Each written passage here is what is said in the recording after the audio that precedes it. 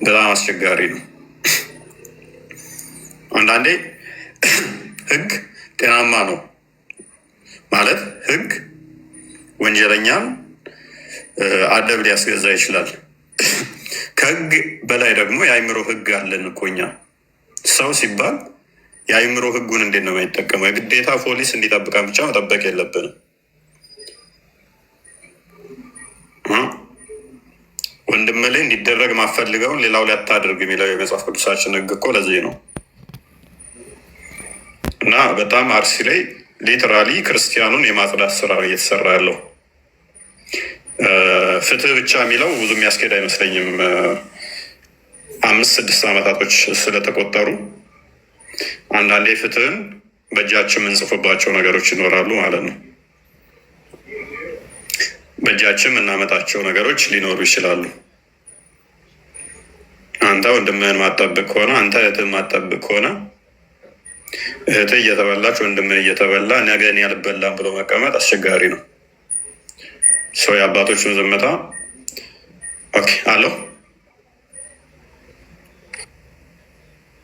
እንደዚህ አይነት የመደንዘዝ ስሜት አስቸጋሪ ነው። ስለዚህ በየትኛውም ሴክት ላይ ያላችሁ፣ በየትኛውም የስራ ዘርፍ ላይ ያላችሁ አንድ እንደ ሰውኛ ልቆሙ ይገባል። ሰው ሲታረድ ለምን ተብሎ ሊጠየቅ ይገባል። ወንድምህ እየታረደ አንተ የምትጨፍር ከሆነ፣ ወንድምህ እየታረደ አንተ ስራህን ዝም ብለህ የምትሰራ ከሆነ፣ ወገንህ እያለቀ አንተ ምንም የማይመስልህ ከሆነ ነገ አንተ የማትታረድበት ምክንያት አይኖርም ማለት ነው። ጎረቤት ቤት ሲንኳኳ ነገ አንተ ጋር እንደማይመጣ እርግጠኛ አትሆንም። ነገ አንተ ጋር ይመጣል። በአንድ ቀን 20-30 ሰው የሚታረድ ከሆነ በግ አይደለም የታረደው። የሰው ልጅ የሚታረድ ከሆነ ወንጀለኛ አይደለም የታረደው። የ2 ዓመት የ1 ዓመት ህፃን ልጆች ምንም ያውቁ አይደሉም። እነኝህን ማረድ የቻለ አካል ነገ አንተንም አንዴ ላያርድህ ነው። የ70-80 ዓመት ሽማግሌን ማረድ የቻለ እዛም ሞራል ላይ የደረሰ ሰው ነገ አንተንም ሊመርህ እንደማይችል ማወቅ ይኖርባችኋል ማለት ነው። ስለዚህ በየትኛውም የስራ ዘርፍ ላይ ያላችሁ ፖዚሽናችሁን ተጠቅማችሁ መንግስት ላይ ጫና ልታሳድሩ ይገባል። ትኩረት እንዲሰጥ ለሚታረዱ ቅድሚያ ለሰው ልጅ ነው። ክርስቶስ እንኳን የሞተው ለእኛ ሲል፣ ከሰማይ ሰማያት የወረደው ለእኛ ሲል ነው እንጂ ስለምበላው፣ ስለምጠጣው፣ ስለምገነባው መንገድ ወይንም ስለምሰራው ቤት አይደለም። አምላክ እንኳን እስከ መስቀል ድረስ ራሱን አሳልፎ የሰጠው ለሰው ልጅ ነው። ለምሰራው ቤት አይደለም፣ ለምሰራው መንገድ አይደለም። መንገድ ብሰራ ሰውን ከገደልክ በኋላ መንገዱ ላይ ለውበት ፎቶ ልትነሳበት ነው ሰውን ካጸዳ በኋላ። ስለዚህ ትኩረት ልሰጡ ይገባል። ወደዛ አካባቢ ላይ ጽንፈኛ የዋብያ ሴክት ስላለ ማለት ነው።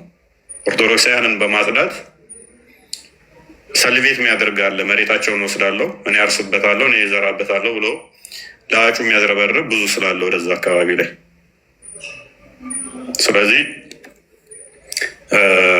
ሁሉም ተናቦ እንደዚህ አይነት ነገር ላይ ለአንዴና ለመጨረሻ ጊዜ ሜቢ መፍትሄ የሚፈለግበትን አካሄድ መሄድ የተሻለ ነው የሚሆነው። የሆነ ሰዓት ላይ ግርግር ይፈጠራል፣ ጩኸት ይሆናል፣ ከዛ በኋላ ይረሳል።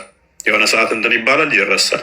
ይሄ ጤናማ አካሄድ አይደለም፣ ጤናማ አካሄድ አይደለም ማለት ነው። ማንኛውም ምንም ይሁን ንጹሐን በየትኛውም ሁኔታ መገደል የለባቸውም። አይደለም ንጹሐን፣ ወንጀለኛ የተባለ እንኳን ማንም ወንበዴ መጥቶ ሊያርደው አይችልም ማለት ነው። ኢቨን እኛ ገዳዮችን እንኳን ሂዱና ረዷቸውን አንልም። እንደ ክርስቲያን ለህግ ይቅረቡ ነው የምንለው። የ2 ዓመት እና የ80 ዓመት የተኙትን ሄዶ ማረድ የሚችል ይሄ አውሬ ለማለትም ይከብደኛል። አውሬም በዚህ መጠን ያደርጋል ብዬ ስለማላስብ፣ አውሬም የተዘጋ ቤት ውስጥ ስለማይገባ ማለት ነው።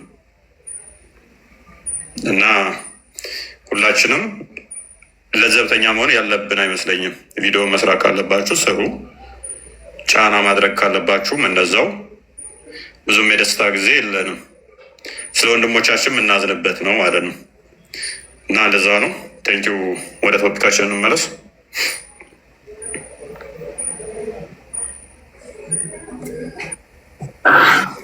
ያ ሜቢ አንድ 2 ደቂቃ መዝሙርን እንስማፍ፣ 2-3 ደቂቃ ማክሲመም።